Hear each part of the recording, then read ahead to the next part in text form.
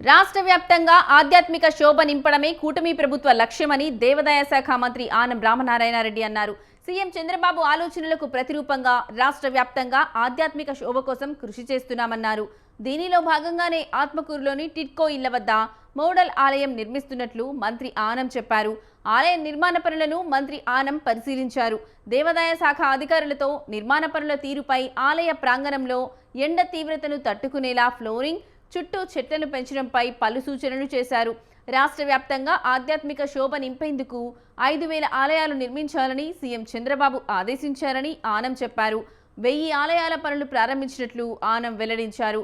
ఆత్మకూరులో మోడల్ ఆలయానికి 46 లక్షల రూపాయల వరకు ఖర్చు చేసినట్లు మంత్రి తెలిపారు.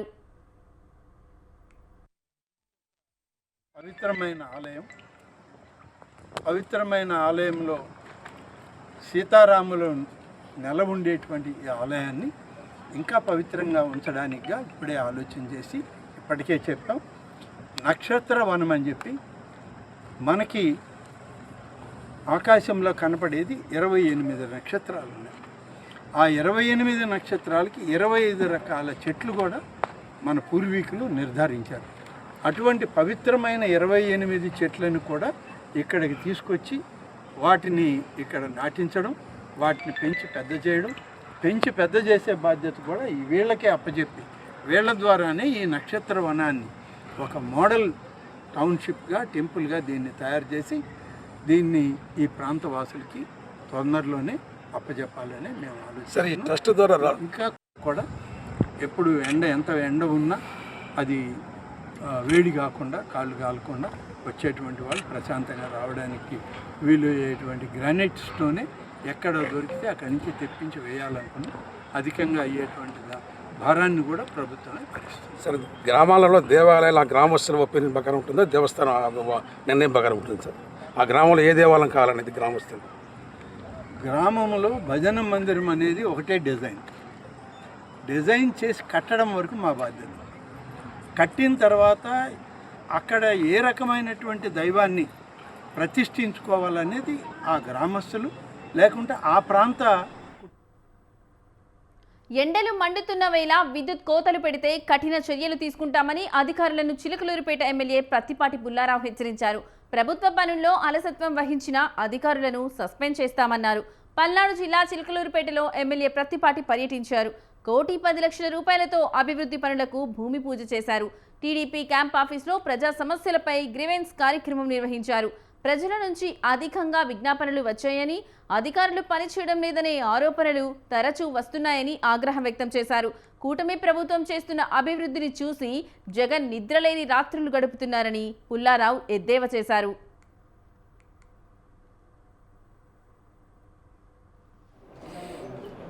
పట్టణ అభివృద్ధి పనులకి శంకుస్థాపన చేయటం జరిగింది. ఎన్నో సంవత్సరాలుగా ఎదురు చూస్తున్నటువంటి రోడ్లు, డ్రైన్లు ఈరోజు శంకుస్థాపన చేశాము. కూటమి ప్రభుత్వంలో నిరంతరం అభివృద్ధి మీద ఆలోచించేటువంటి ముఖ్యమంత్రి ఉంటే ఏ విధంగా అభివృద్ధి జరుగుతుంది, ఏ విధంగా రాష్ట్రానికి నిధులు తీసుకురావడం జరుగుతూ ఉంది, ఏ విధంగా ఈ రాష్ట్రంలో సంక్షేమం అమలవుతూ ఉంది, వీటన్నిటి పట్ల ప్రజలు పూర్తి సంతోషంగా ఉన్నారు. ఈరోజు గ్రీవెన్స్లో కూడా కొన్ని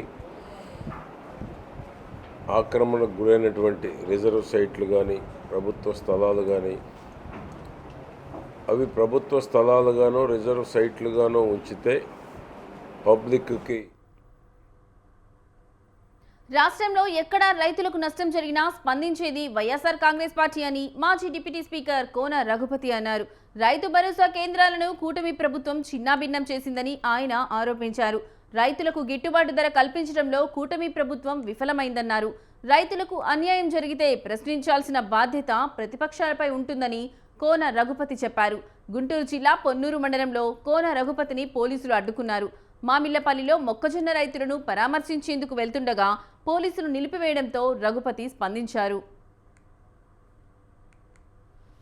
పొన్నూరు నియోజకవర్గం మామిళ్లపల్లి గ్రామంలో జరిగినటువంటి సంఘటన. ఇది ఒక మామిళ్లపల్లి గ్రామం అనే కాదు, రాష్ట్రంలో ఎక్కడ రైతుకి నష్టం జరిగినా ముందుకు స్పందించేటువంటి పార్టీ వైఎస్ఆర్ కాంగ్రెస్ పార్టీ. ఆ రకంగా ఈ వ్యవస్థల మీద ఆర్బీకే వ్యవస్థను చిన్నాభిన్నం చేసుకున్నారు. ఈరోజు రైతుకి గిట్టుబాటు ధర రానిటువంటి పరిస్థితి. ఒక ప్రతిపక్షంగా వాళ్ళ గొంతుకే వినిపించాల్సినటువంటి పరిస్థితుల్లో అనవసరమైనటువంటి రాజకీయ ఇంటర్ఫిరెన్స్ చేయడం అనేది, ఒక లా అండ్ ఆర్డర్ ప్రమాదం ఉన్నట్టుగా దీన్ని క్రియేట్ చేయడం, మాట్లాడుతుంటుంది చాలా ఇబ్బందికరమైనటువంటి విషయం. ఖచ్చితంగా ప్రభుత్వం చేస్తున్నటువంటి కార్యక్రమం వల్ల ఆ పార్టీకి అధికారంలో ఉన్నటువంటి ఆ పార్టీకి నష్టం. కర్నూలు జిల్లా ఎమ్మిగనూరు టౌన్ బ్యాంకులో వైసీపీ హయాంలో జరిగిన అవినీతిపై విచారణ చేయిస్తామని MLA Jayanageswar Reddy town bank అధ్యక్షుడు ఉరుకుందయ్య శెట్టి తెలిపారు. బ్యాంకులో ఎన్పీఏ 12% నుంచి 8% తగ్గింది. ఈ తగ్గుదల 5%కి వచ్చిన వెంటనే షేర్ హోల్డర్స్కి డివిడెండ్ ఇస్తామని తెలిపారు. దాదాపు 12 సంవత్సరాల తర్వాత డివిడెండ్ ఇస్తున్నామన్నారు వారు. ఈ కార్యక్రమంలో town bank vice chairman Narsappa, డైరెక్టర్లు, బ్యాంకు సిబ్బంది పాల్గొన్నారు. వ్యవస్థను మొత్తం గత ప్రభుత్వంలో చేసినటువంటి అనేక తప్పిదాలు, బ్యాంకును మొత్తం స్కాములమయంగా చేసి సర్వనాశనం చేసిన తర్వాత మళ్ళీ మన ప్రభుత్వం వచ్చిన తర్వాత చైర్మన్గా ఉరుకుందయ్య శెట్టి గారు, వైస్ చైర్మన్గా బండా నరసప్ప గారు, వివిధ డైరెక్టర్లు అందరూ ఉన్నటువంటి కూటమి ప్రభుత్వంలో ఈరోజు ఈ యొక్క చర్యని నేను మళ్ళీ కూడా చెప్పాము. గతంలో చేసిన ఏ రకంగా దాదాపుగా 14 సంవత్సరాల క్రితం డివిడెండ్ ఇచ్చినటువంటి చరిత్ర ఈ టౌన్ బ్యాంక్ ఉంది.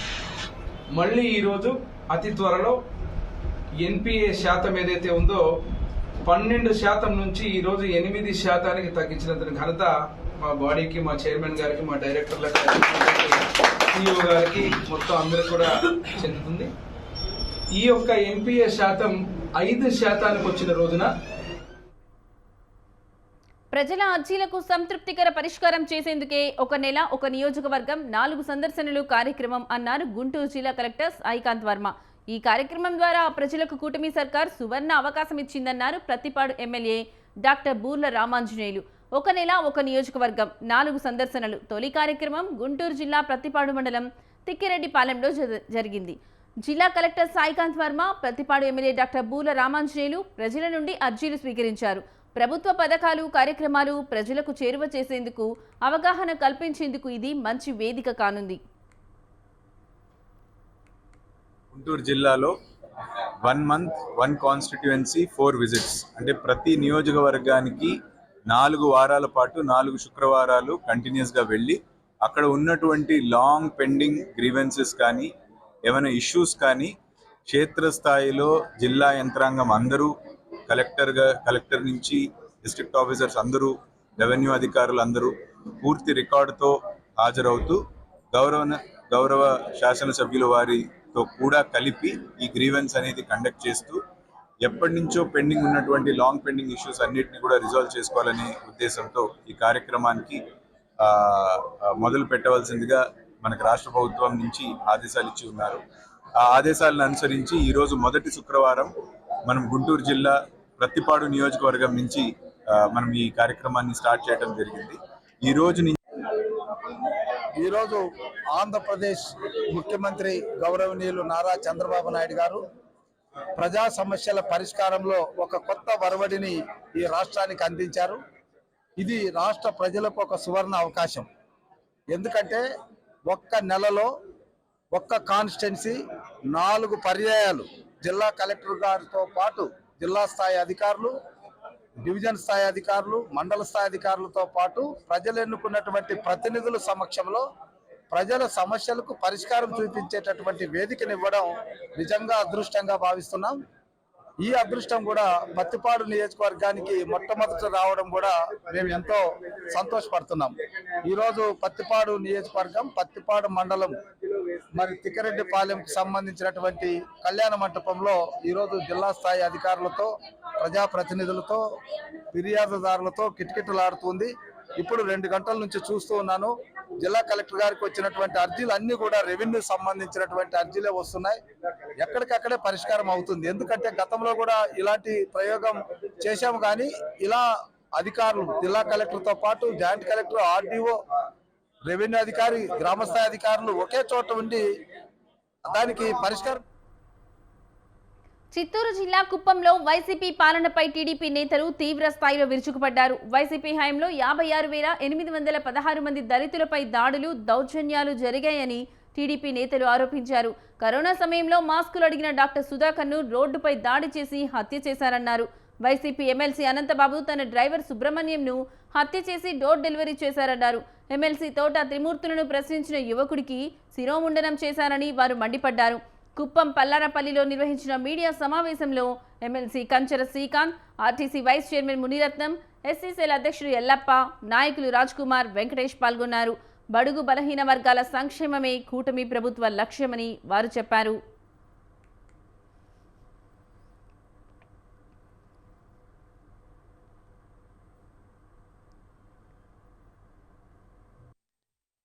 వైసీపీ పాలనలో, రాక్షస పరిపాలనలో 5 సంవత్సరాలు ఏ విధంగా అంబేద్కర్ రచించినటువంటి రాజ్యాంగాన్ని తుంగలో తొక్కి రాజారెడ్డి రాజ్యాంగాన్ని అమలు చేసి అనేక అక్రమాలు, అన్యాయాలు చేసి ఈరోజు 11 సీట్లకు పరిమితమైన జగన్మోహన్ రెడ్డి వాళ్ళ అనుచరుల యొక్క పద్ధతి ఏమాత్రం మార్పకుండా ఈరోజు కూడా అదే పంతాలో వాళ్ళు వెళ్తున్నారు. ఇది చాలా దురదృష్టకరం, గర్హనీయం. తెలుగుదేశం పార్టీ ఈరోజు మా సమాజంలో అత్యధిక శాతం ఉన్నటువంటి దళితులు, దేశవ్యాప్తంగా కూడా దళిత సామాజిక వర్గం అనేది అతిపెద్ద సంఖ్యలో ఉన్నటువంటి సామాజిక వర్గం.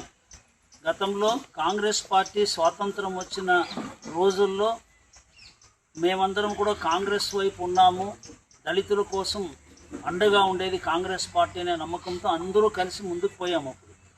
కానీ స్వతంత్రం వచ్చిన తర్వాత గౌరవ మన జాతిపిత కాంగ్రెస్ పార్టీ రాజకీయ పార్టీగా ఉండకూడదని చెప్పి నిర్ణయించినప్పటికీ కూడా ఆ రోజు కాంగ్రెస్ పెద్దలు ఈ దళితుల ఓటు బ్యాంక్ కోసం, ఇతరుల కోసమని కాంగ్రెస్ పార్టీని రాజకీయ పార్టీగా మార్చి ఓట్లు తెచ్చుకున్నారు. నవ కంటోన్మెంట్ నిర్మాణంలో భాగంగా cantonment MLA Sri Ganesh Vijayanagar colony, Akula Narayana colony, MS కాలనీలలో పర్యటించారు సంబంధిత అధికారులు. స్థానిక నాయకులు, కార్యకర్తలతో కలిసి ఆయన క్షేత్రస్థాయిలో తిరిగారు. బస్తీలలో కాలినడకన తిరుగుతూ ప్రజలను నేరుగా కలిసి రోడ్లు, డ్రైనేజీ, మంచినీరు, విద్యుత్ వంటి మౌలిక సమస్యల గురించి అడిగి తెలుసుకున్నారు.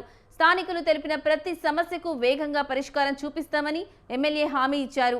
ప్రజల సమస్యలు నేరుగా తెలుసుకుని పరిష్కరించడమే తన విధానమని ఎమ్మెల్యే శ్రీ గణేష్ స్పష్టం చేశారు. అభివృద్ధి పనులకు ప్రణాళికలు సిద్ధం చేయాలని అధికారులకు ఎమ్మెల్యే సూచించారు.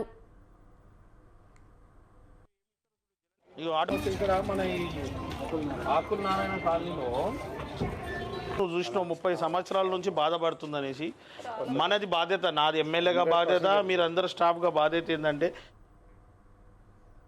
పేదింటి ఆడబిడ్డ పెండ్లికి ఆర్థిక చేయూత ఇచ్చేందుకు కళ్యాణ లక్ష్మి షాదీ ముబారక్ కార్యక్రమాన్ని కేసీఆర్ ప్రారంభించారని సనత్ నగర్ ఎమ్మెల్యే తలసాని శ్రీనివాస్ యాదవ్ చెప్పారు. వెస్ట్ మారడపల్లిలోని ఎమ్మెల్యే క్యాంప్ ఆఫీసులో ఆయన అమీర్పేట్, బాల్నగర్ మండలాలకు చెందిన 33 మంది లబ్ధిదారులకు కళ్యాణ లక్ష్మి, షాదీ ముబారక్ ఆర్థిక సాయం చెక్కులు అందజేశారు. Welcome back. వేసవి దాహాన్ని తీర్చేందుకు ఏలూరు వైసీపీ ఆధ్వర్యంలో కుండీ సెంటర్లో మజ్జిగ పంపిణీ చేశారు. వైసీపీ నేతలు దాసరి రమేష్, బుద్దాల రాము ఆధ్వర్యంలో మజ్జిగ పంపిణీ కార్యక్రమం జరిగింది. ఈ కార్యక్రమంలో ఏలూరు నియోజకవర్గం వైసీపీ ఇన్ఛార్జ్ మామిళ్లపల్లి జయప్రకాష్ ముఖ్య అతిథిగా మజ్జిగ పంపిణీ కేంద్రం ప్రారంభించారు. పెరిగిన ఉష్ణోగ్రతల కారణంగా ప్రజలు బయటకు వచ్చినప్పుడు తగిన జాగ్రత్తలు తీసుకోవాలని జయప్రకాష్ చెప్పారు. ఎండ తీవ్రత ఎక్కువగా ఉండడంతో ప్రజలు నిత్యావసరాల కోసం వన్ టౌన్ ప్రాంతంలో ఎక్కువగా వస్తారన్నారు. ఏలూరులో వైఎస్ఆర్సీపీ ఆధ్వర్యంలో రోజుకి ఒక డివిజన్లో మజ్జిగ చలివేంద్రం ఏర్పాటు చేసే విధానంలో భాగంగా స్థానిక 11వ డివిజన్ పార్టీ సీనియర్ నాయకులు బుద్దాల రాము గారు, దాసరి రమేష్ గారు, బతిన్ మస్తాన్ గారు, మా మహిళా డివిజన్ ప్రెసిడెంట్ గారి ఆధ్వర్యంలో ఈ కార్యక్రమం మజ్జిగ పంపిణీ కార్యక్రమం ఏలూరులో అత్యంత రద్దీ ప్రదేశమైన కుండీ బొమ్మ సెంటర్లో ఏర్పాటు చేయటం, చుట్టుపక్కల పల్లెల నుంచి ఇక్కడికి వచ్చే జనసందోహం, అందులో ఇది వారికి ధాన్యాలు చేతికొచ్చి, డబ్బులు చేతికొచ్చి అన్నీ పచ్చళ్ళు కానీ అన్నీ పట్టుకుని కొనుక్కునే టైము, ఆ టైంలో వచ్చి ఎండలో వాళ్ళు ఇబ్బంది పడుకోకుండా ఉండటం కోసం ఇక్కడ ఈ కార్యక్రమం ఏర్పాటు చేసిన మా పార్టీ నాయకులందరికీ చాలా కృతజ్ఞతలు తెలుపుతూ వైఎస్ఆర్ కాంగ్రెస్ పార్టీ సేవా కార్యక్రమంలో ముందుంటుంది. ప్రతిరోజు ఒక చోట మజ్జిగ చలివేంద్రం పెట్టి సుమారుగా 3,000 మందికి అక్కడ మజ్జిగ పంపిణీ చేయటం, అలాగే ఇంకో రోజు ఇంకో చోట, అలాగే 50 డివిజన్లోనూ ఏలూరులో ఉన్న ప్రతి కూడల్లో మా వైఎస్ఆర్సీపీ శ్రేణులు ముందుకొచ్చి ఈ కార్యక్రమం చేస్తాం. చాలా కడప, చిత్తూరు, కర్నూలు, అనంతపురం జిల్లాలకు కేంద్ర బిందువైన మైదుకూరు ఆర్టీసీ బస్టాండ్ కొద్దిపాటి వానకే జల దిగ్బంధం అవుతోంది. దీంతో ప్రయాణికులు అష్ట కష్టాలు పడుతున్నారు. ఈ బస్టాండ్ ఆవరణలో పారిశుద్ధ్య అధ్వాన్నంగా ఉందని స్థానికులు చెప్పారు. బస్టాండ్లో ప్రయాణికులు కనీసం నిలబడేందుకు వీలు లేని పరిస్థితి నెలకొందన్నారు. ఎటు చూసినా ముక్కుపుటాలు అదిరిపోయే దుర్వాసన వెదజల్లుతోందని ఆవేదన వ్యక్తం చేస్తున్నారు. బస్టాండ్ ఆవరణలోని భవనాలు పూర్తిగా దెబ్బతిన్నాయి. దీంతో నిత్యం రద్దీగా ఉండే మైదుకూరు బస్టాండ్లోకి వచ్చేందుకు ప్రయాణికులు భయపడుతున్నారని అంటున్నారు. బస్టాండ్లో ప్రయాణికులకు అధికారులు మౌలిక వసతులు కల్పించడం లేదని మండిపడుతున్నారు.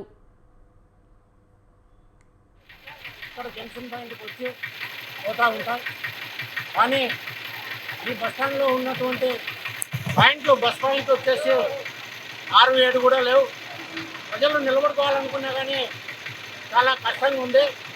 అలాగే బస్టాండ్లోకి లోపలికి రావాలంటే ఈ చిన్నపాటి వర్షం వచ్చినా కానీ ఈ నీళ్లు కుంట మాత్రం తయారయ్యి మోకాళ్ళు పైకెత్తుకొని రావాల్సిన పరిస్థితి ఉంది. ఈ విషయం పైన రైతు సేవా సమితి గత సంవత్సరం రోజులుగా పోరాడుతూ ఉంది. కానీ ఎక్కడ కూడా ఈ ఆర్టీసీ యాజమాన్యం వారు దీనిపైన చర్యలు తీసుకోవడం లేదు. మైదుకూరు ఆర్టీసీ బస్టాండ్ ఆవరణలో ఉన్నటువంటి ఈ నీటి స్థలాలే నెలకు వచ్చేసి 7.5 లక్షల రూపాయలు వస్తుంది. బస్టాండ్ ఆవరణలో అంటే బస్టాండ్ స్టాండ్లో 3 లక్షల నెలకు వస్తే నీటి వచ్చినటువంటి నీటికి ఇచ్చినటువంటి ప్రాంతం 4.5 లక్షలు వస్తుంది. అంటే సంవత్సరానికి 90 లక్షలు ఆదాయం వస్తూ ఉన్నా కానీ ఈ బస్టాండ్లో వచ్చేటువంటి ప్రయాణికులకు మౌలిక వసతులు కల్పించడంలో మరి ఆర్టీసీ యాజమాన్యం చాలా దారుణంగా ఉంది. ఈ విషయం పైన చిత్తూరు జిల్లా ఎస్ఆర్పురం మండలంలో అక్రమ మద్యం విక్రయాలు రోజురోజుకు పెరుగుతున్నాయనే ఆరోపణలు వస్తున్నాయి. మండలంలో సుమారు 70కి పైగా బెల్ట్ షాపులు యథేచ్ఛగా నడుస్తున్నాయని స్థానికులు ఆవేదన వ్యక్తం చేస్తున్నారు. గ్రామాల్లోని కొన్ని ప్రాంతాల్లో మద్యం బాటిళ్లు బహిరంగంగానే అమ్ముతున్నా సంబంధిత అధికారులు డబ్బులు తీసుకుని వెళ్లిపోతారని స్థానికులు ఒకరు ఆరోపిస్తున్నారు. నిబంధనలకు విరుద్ధంగా నడుస్తున్న బెల్ట్ షాపుల వల్ల యువత మద్యానికి బానిసలవుతున్నారని గ్రామస్తులు ఆందోళన వ్యక్తం చేస్తున్నారు. ముఖ్యంగా పాఠశాలలు, నివాస ప్రాంతాల సమీపంలో అక్రమంగా మద్యం అమ్మకాలు జరుగుతున్నాయని అన్నారు. జిల్లా స్థాయి అధికారులు బెల్ట్ షాపులపై కఠిన చర్యలు తీసుకుని మండలాన్ని మద్యం రహితంగా మార్చాలని ప్రజలు కోరుతున్నారు. డిసెంబర్, జనవరి, మార్చి 3 నెలలు అప్పుడు బ్రేక్ చేసినట్టు మద్యం కల్తీ అనేసి అప్పుడు అమ్మలా మేము అప్పుడు నిలిపేసినాం. మళ్ళీ జనవరి నుంచి అమ్ముకోండి అన్నారు వాళ్ళే. ఎస్ఐ చెప్పినాడు, ఎక్స్చేంజ్ ఎస్ఐ మీరు అమ్ముకోండి, గిరికి మాట్లాడి గిరి చెప్పినాడు అమ్ముకోండి ఎత్తపోయింది. ప్రతి నెల గిరికి 3,000 ఇస్తున్నాం మేము. 3,000 ఇస్తా ఉంటే కానీ మాకు డబ్బులు జరగలేదు. చిత్తూరు ఎక్స్పోర్ట్ వాళ్ళు వచ్చేది మమ్మల్ని పెట్టుకొని పోయేది, కేసులు రాసేది, మమ్మల్ని ఇబ్బంది పెట్టేది. మళ్ళీ మీరు అమ్ముకోండి లేదా నిలిపేయండి, మాకు సంబంధం లేదు. ఈ విధంగా ఇబ్బంది పెట్టిస్తున్నారు. అంటే కార్వేట్ నగర్ ఎస్ఐ చెప్పినారా? ఎస్ఐ మాట చెప్పారు మాకు. ఆమె 15 నిమిషాలు మాట, ఏం మేడం మీరు డబ్బులు ఇస్తే చేస్తున్నానంటే మాకు యాడ్ చేస్తానయ్యా, 5 నెలలు మాకు చేరటం లేదు, చేరకనే మీరు రేట్ అమ్ముతారో అందువల్ల వాళ్ళు వచ్చారు పట్టుకోమాతారు, మాకేం సంబంధం, మీరు అమ్మితే అమ్మండి నిలిపేయండి, మాకు సంబంధం లేదండి మేడం. నీ పేరు ఏం పేరు? చంద్రశేఖర్. వరంగల్ జిల్లా నర్సంపేట సింగిల్ యూజ్ ప్లాస్టిక్స్ పై అవగాహన కల్పించాక ప్రజల్లో మార్పు మొదలైందన్నారు municipal chairperson Pendem Lakshmi. Plastic కవర్లకు బదులు బయోడిగ్రేడబుల్ కవర్లను వాడి ప్రజలు ఆరోగ్యాన్ని రక్షించుకోవాలని అన్నారు. ప్లాస్టిక్ రహిత నర్సంపేటగా తీర్చిదిద్దేందుకు కృషి చేస్తామని అన్నారు లక్ష్మి. నర్సంపేటలోని టిఫిన్ సెంటర్లో బయో కవర్లను లక్ష్మి, కమిషనర్ భాస్కర్ అందించారు. ఈ కవర్లను ఏఎస్ఆర్ స్వచ్ఛంద సేవా సంస్థ అందజేసింది. ప్రజలు ప్లాస్టిక్ ప్లేట్లు, కవర్లలో వేడి ఆహారం తినొద్దని, అనారోగ్య సమస్యలతో పాటు క్యాన్సర్ బారిన పడొద్దని ఆమె అన్నారు. ఈ కార్యక్రమంలో స్వచ్ఛంద సంస్థ నిర్వాహకుడు Erraboina Rajasekhar, environment officer Naveen, councillor Ponnala Manisha తదితరులు పాల్గొన్నారు.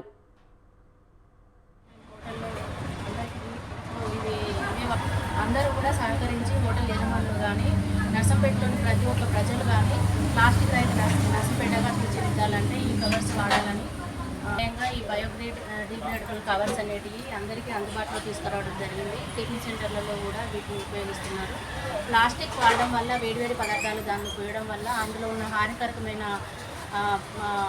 అంటే క్యాన్సర్ కారకమైనవన్నీ కూడా ప్లాస్టిక్లో ఇదయ్యి అవి ప్రజలు తినడం వల్ల క్యాన్సర్ బారిన పడుతున్నారు. కాబట్టి ప్రజలందరూ కూడా వాళ్ళ ఆరోగ్యాలను దృష్టిలో పెట్టుకొని ఈ బయోడిగ్రేడబుల్ కవర్స్ని వాడాలని కోరుకుంటున్నారు. ఇవి ఇప్పటివరకున్న లోకల్ న్యూస్ అప్డేట్స్. చూస్తూనే ఉండండి స్వతంత్ర.